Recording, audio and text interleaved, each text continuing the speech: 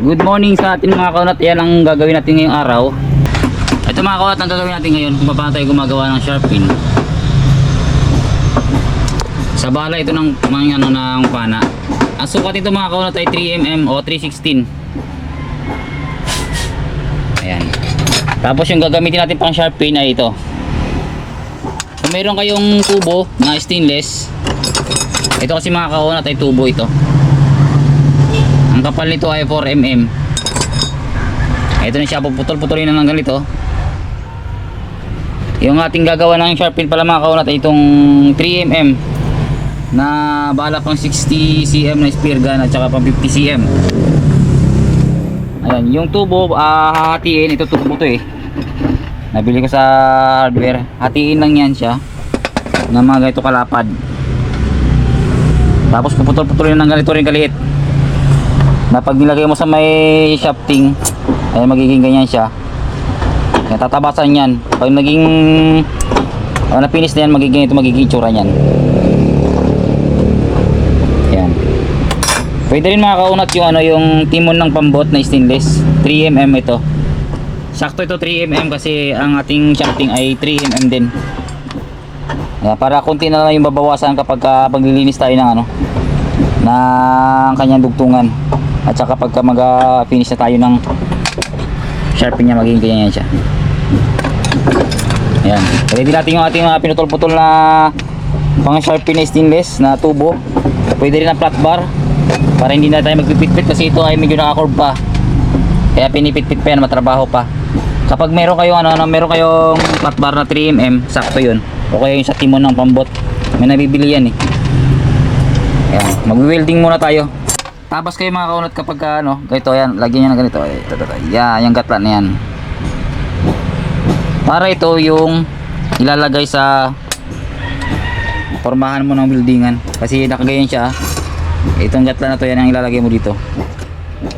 Para hindi siya gumalaw-galaw o umikot-ikot kapag mag-welding na. Yan, lagyan ng ganyan. Papaganyan yan dyan. Yan, saka na mag-welding dito.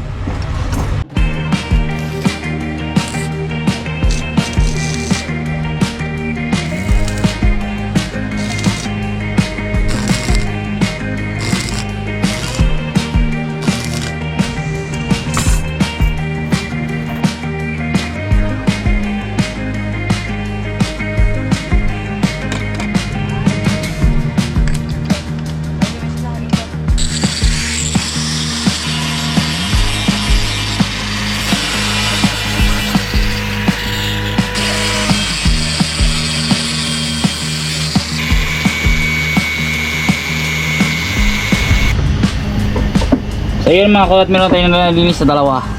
Ayan. Tinanggalan natin yung mga mga bukol-bukol sa gilid, yung pinag-buildingan. Ayan. Tatabasan na natin siya dito, pupormahan natin na kagaya nito. Sample natin itong dalawa na to. Siyempre magpapalit ulit tayo ng ating ng disc ng ating sander. Ito papalit natin itong tatara pang cutting disc para mapormahan natin yung ating sharp pin.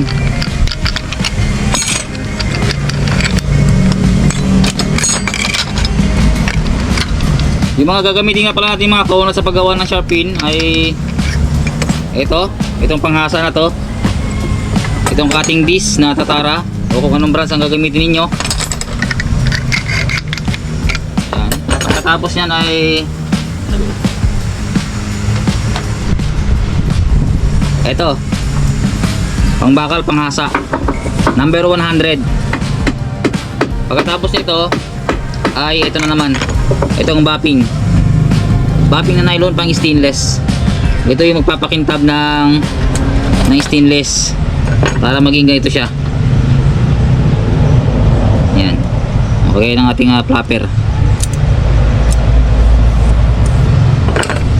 So yung katingin muna natin, lagyan na natin ng forma yung ating sharp pin.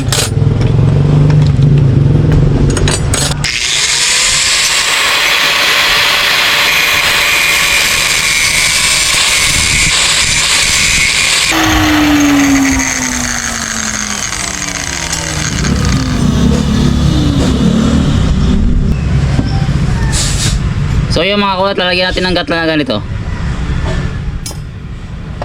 na magkakasya itong kikil na bilog, na magkakasya pa ganyan. Ayan, kita ba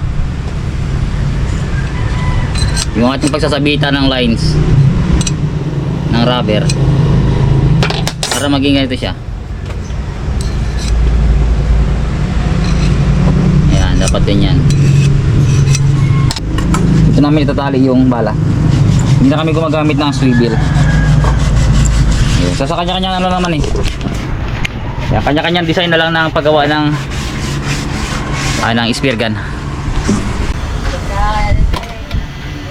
So yun mga kawan, tatapos na yung ating ginawang shark fin. So ito na siya. Ayan, mainit pa. Ayan. Okay. So yun, nakakita natin magkakasunod ng pagkagawa mga kaunat. Ayan o. Ayan. Kailangan lang natin ng 4mm na flat bar o kaya 3mm o kaya yung timon ng pambot para makagawa tayo ng shark fin. So ayan. So ito na siya. So yun mga koto, sa lahat ng mga sumusubaybay sa mga upload video natin, huwag nyo lang kalimutan mag-like at mag-subscribe sa ating YouTube channel, EG Spear Fishing Palawan, at saka yung sa ating Facebook page na Algin Habunilio o Kaunat. Doon tayo nag-upload lahat ng ating mga ginagawa na mga parts ng spear gun. So yun mga koto, mag-comment na lang kayo kung ano ang gusto nyo malaman tungkol sa pagkagawa ng spear gun, hanggang sa kanyang bala, sa trigger, sa spring, sa goma, pagtatali at pagli-layout ng kahoy para makagawa ka ng spear gun. So ito mga kaunat, may layout na ito. Ayan, kita ba? Ayan, katatapos lang ito na lagyan ng ng kanal. So ito yung 70 cm. Ayan, may layout na rin yan. So yun, kung gusto mo yung design ng spear gun namin dito sa Kaunat, ay comment mo lang kung paano kami nagli-layout ng aming mga spear gun. So yun, maraming salamat sa patuloy na sumusubaybay sa ating channel. At yun nga pala, salamat din na napakarami sa inyo lahat. Sa mga nakapag-subscribe, running to 300 yung ating subscriber. So amat-amat lang. Halos araw-araw naman may dumadagdag subscriber sa atin. Kaya maganda-ganda yung ating takbo ng ating channel ngayon kaysa sa mga nauna nating channel. So salamat na napakarami sa inyo at bye bye.